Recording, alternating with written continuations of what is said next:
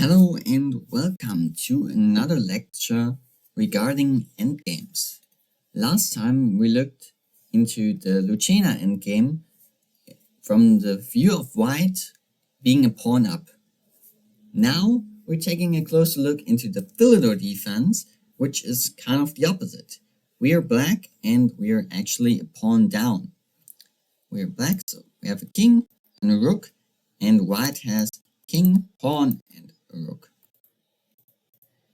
So we actually have to defend in order to draw the game. And the Philidor defense is kind of an easy approach how to learn this way and to draw the game every time from now on.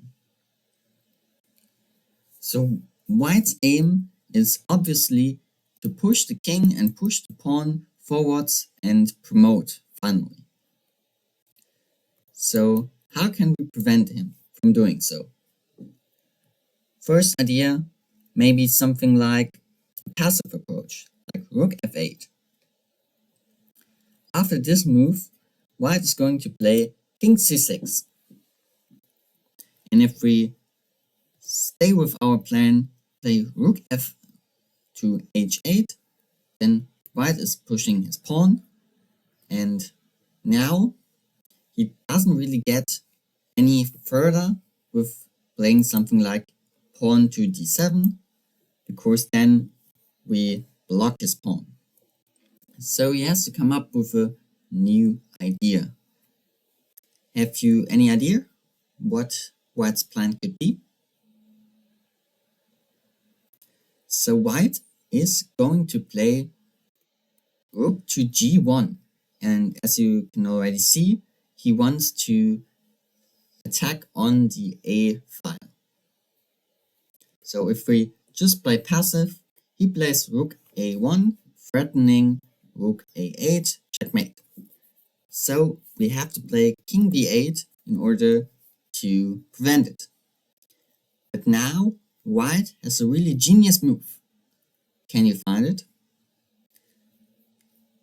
If I ask you questions, you can always pause the video and take some time for yourself. Of course, I'm now going to continue with the solution.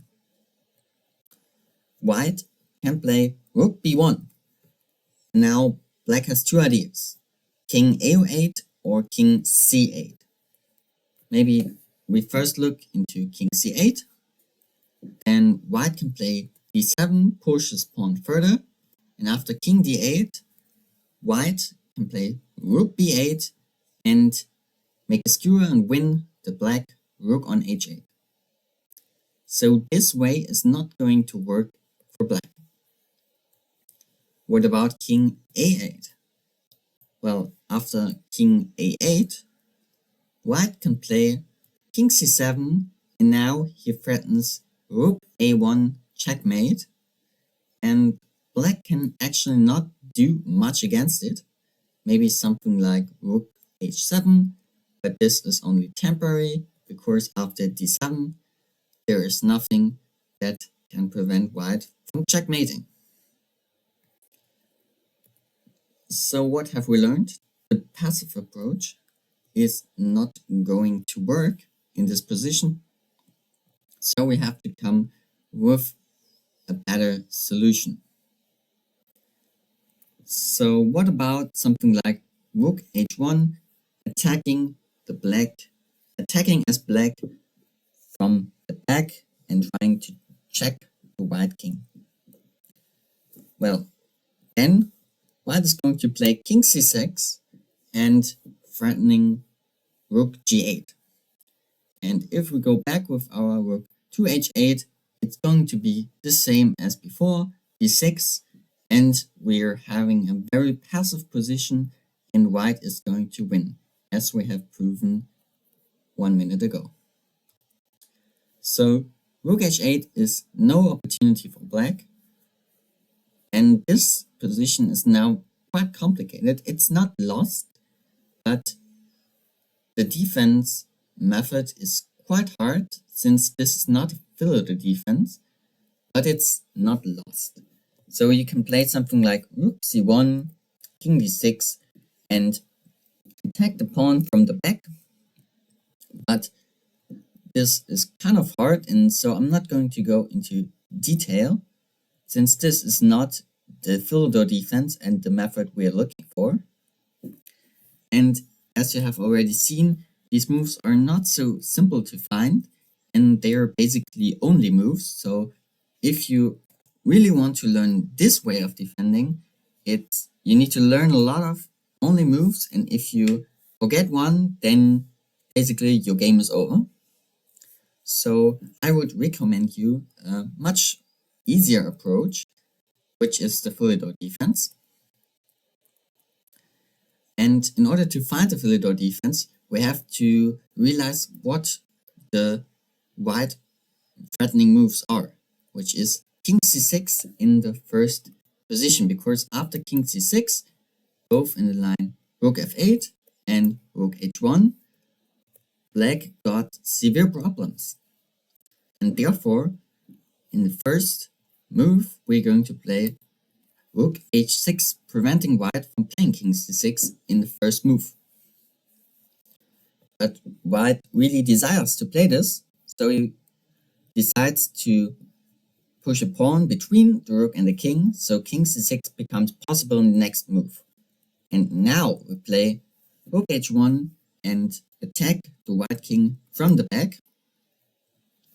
So white pushes his king forward, but we attack him from the back, and we give check as long as we can. And white has a problem, since he can't leave his pawn on d6 with something like king c3, then we would win his pawn. So he needs to be close to it, and then we can just simply check and check and check.